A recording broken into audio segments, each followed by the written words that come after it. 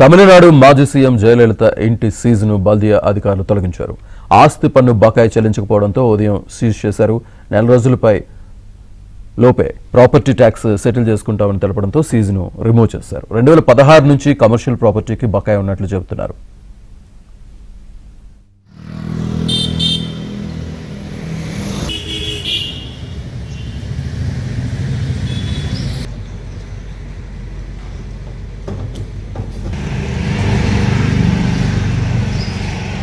Seize చేశారు. నెల రోజులపై లోపే ప్రాపర్టీ ట్యాక్స్ సెటిల్ చేసుకుంటామని తెలపడంతో సీజ్ను రిమూవ్ చేశారు. 2016 నుంచి కమర్షియల్ ప్రాపర్టీకి బకాయి ఉన్నట్లు చెబుతున్నారు.